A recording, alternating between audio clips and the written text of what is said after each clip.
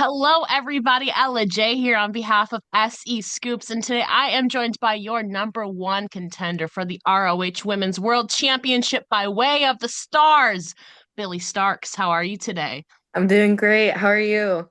I am so good to be catching up with you. It's been a hot minute. I think it's been about 2 years since the last time I talked with you.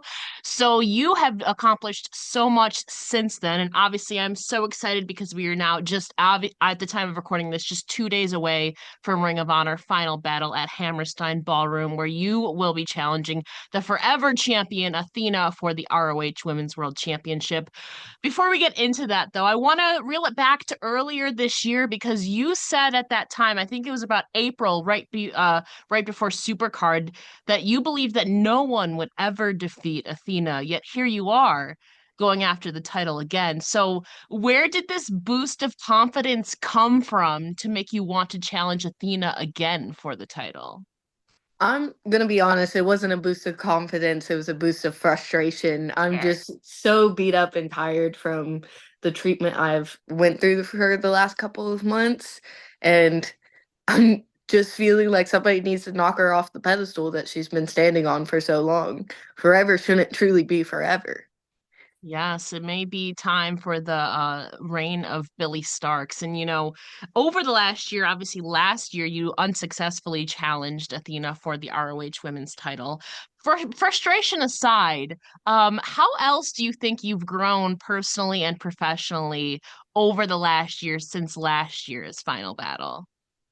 Genuinely just being able to be in the AEW environment, being around all these women and learning over the last year, I feel like I've grown as a competitor and I'm 10 times the monster that I was at the last final battle. How so do you think that you've grown as a competitor, whether it's expanding your repertoire, you're hitting harder? How specifically do you think you've grown as a competitor? I think I'm not afraid to talk and speak my mind as much. I'm able to show the fans that I'm not afraid to hurt anybody. I'm ready to snap somebody's neck if that's what it takes for a victory. Yeah, I think so. A lot of it too is coming of age. You just turned what, 20 now? Yes, I'm 21? 20. Yes, girl. I feel like that might have something to do with it too. Once you hit 20, hmm like you've gotten a little bit spicy, Billy. I like to see it though. But obviously your dynamic with Athena, like you said, has greatly changed as you've since renounced your role as a minion. But I still have to imagine that your time with Athena and MIT brought some upsides, especially from a learning perspective, like you said. So, hmm what are some things that you've learned personally or professionally while under the learning tree of Athena? I will give her that she's a great mentor. She's one of the smartest brains in wrestling, and she's been doing this for over a decade. I feel like Athena is willing to help out women's wrestling, but in the most narcissistic way of like, I want to be on the top of it. That's fair, especially too. Also, like, sometimes you got to be selfish. This is an inherently selfish business, and hmm going in against somebody like Athena, maybe you need that little bit of edge to finally bring you over the top. Now, And let I me think ask. she's brought that out of me. I think so too. You got to have that drive, and we definitely see that more, like you said, more killer Billy Starks lately. Now let me ask you this. Obviously, like you said, you're no longer kind of looking up to Athena. So where or who are you looking towards now for guidance as a mentor in the AEW Ring of Honor locker room?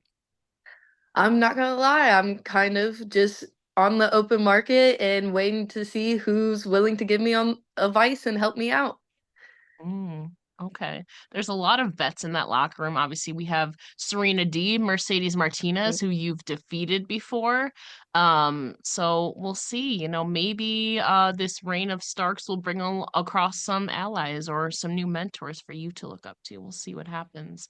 But I know one woman who has greatly influenced Ring of Honor's women's locker room was the inaugural Women of Honor World Champion Sumie Sakai, who is now preparing for her retirement match next month. In the meantime, though, you said you will be dedicating your title match at Final Battle to her. So, can you talk Mhm. about the influence that Sumi has had on you and this generation of Ring of Honor?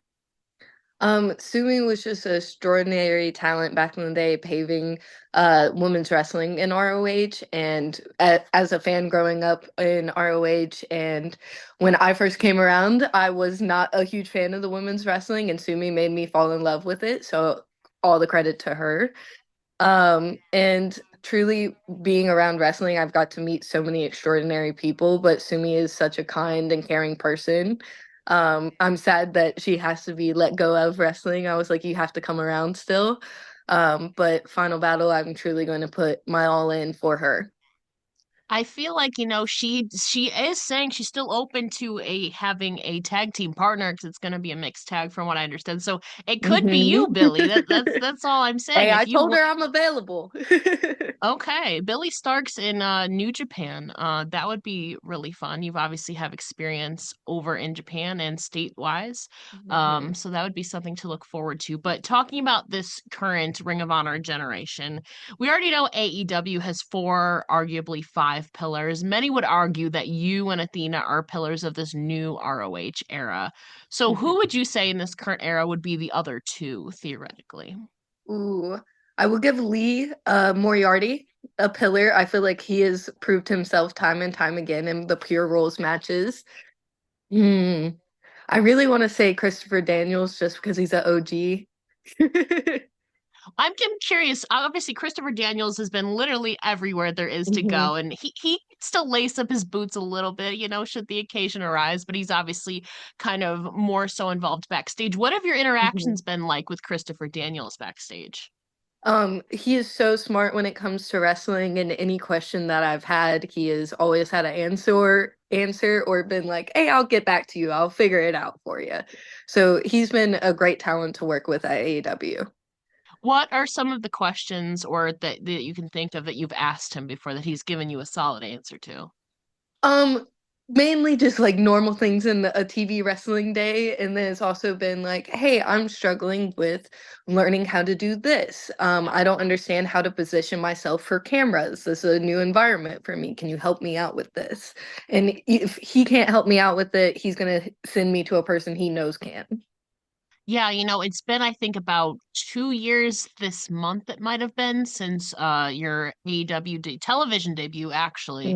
Hmm. And you've obviously had to kind of learn on the fly with coming to work with cameras. So where would you say you're at comfortability wise with wrestling on television and working for the cameras? It really depends on like time, place, and environment. Like it Okay. all changes, I feel like. I will say like I'm 80% there, and it's been like slowly like a point 0.5 every day. Well, that's a lot of progress, I would say. 80% in 2 years. Mhm. Obviously, if you win this title, though, you're going to be on TV a lot more. So, but I think you're ready for it. You've embraced opportunities, maybe you might have not felt ready for, but we have full Mhm. confidence in you, girlfriend. I'm gonna be Um, pushing myself to the limit. and besides being a pillar of Ring of Honor, we can also call you a main eventer, as you revealed on your Instagram. You and Athena will be main eventing Final Battle, I believe. So, how does this is not your first main event in general, but how does it feel you'll be performing in an elevated spotlight of the Final Battle, which could be the crowning moment of Billie Starkz? I feel like it's so special and historic, and especially with it being in Hammerstein Ballroom in New York, I'm beyond excited. I said this earlier on Twitter this week, like the little kid in me is beyond happy. I want to cry, I want to celebrate, but I have to stay focused on the match at the end of the day. Still gotta wait till Friday. Yeah, as a fan who grew up watching wrestling, you've grown up with it. You've literally grown up with it in the ring, but you've Mhm. also before that were watching it as a fan. So in this Ring of Honor vault, we can watch it on ROH on Honor Club. Um, Shameless plug. What are some of your favorite moments from Ring of Honor's past? Not this current era, but your Ooh. favorite matches or moments from the past as a Um, kind of connoisseur of wrestling, I would call you. Me and Mouse, my stepdad, were talking about this the other day. Um, During one of the Nashville Coliseum tours, I remember Tommaso Ciampa wrestling Kevin Steen before they Yeah. did like the crazy ladder match, and it was one of my favorite matches from like the whole night. And then there was so much that happened that night. I remember meeting like Matt Seidel and Cheeseburger, and once I got signed to AEW, I brought up this story to Cheeseburger, and he was like, "Dang, I do remember this. You were wearing a cast." Full circle moment now. Now you're working with, I mean, you've worked with Cheeseburger, been in the same locker room, Matt Seidel, Christopher Mhm. Daniels is now in the same locker room. So it's kind of that's the story of your life. I feel like full circle moments in there. Now should you win the Ring of Honor Women's World Championship, Athena has done so much with the title. What are your goals for your title, right? And where do you want to take the title next? I truly want to take it all over the world. I would love to go to New Japan and wrestle some of the women over there. But truly, I want to hold the title with the same amount of praise that she has. She has held it for over 300 days and kicked so many people's butts. I just hope to follow in her lineage. Now I have to ask too, because you are one who has a lot of Japanese inspired gear. You're not afraid of color. Can you give us a little teaser or hint as to what we can maybe expect from you ring gear wise at Final Battle? So, I'm gonna be honest. I have two options. Okay. One's a historical item, and people will either know it or they won't. And another is a themed outfit. And the themed outfit was supposed to get to me in New York, but I'm not sure if it's going to. So Okay. either it's going to be the historic outfit or it's going to be this really cute outfit that I planned for 6 months. Okay, well, either way, you have a backup just in case. I'm looking Mhm. forward to it because, like I said, you always have your gears are on point. You're not afraid of color, so I'm excited to see.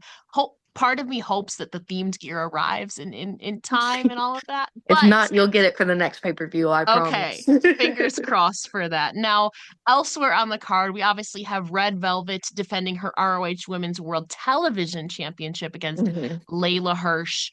What are your predictions and thoughts on this title match specifically?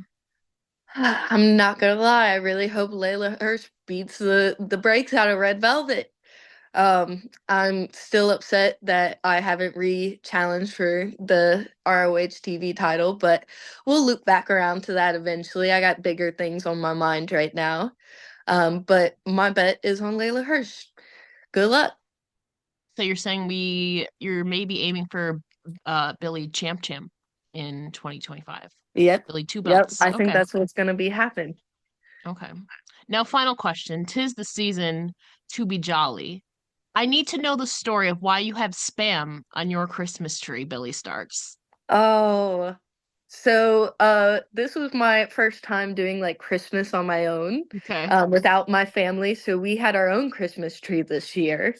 And me and my significant other finally were like, oh, we need to go shopping for ornaments. And we both chose out our own ornaments, and he chose the spam, and I chose a Pillsbury Doughboy. And it was because when we first met, I called him a Pillsbury Doughboy because I thought he was chubby. I was very mean.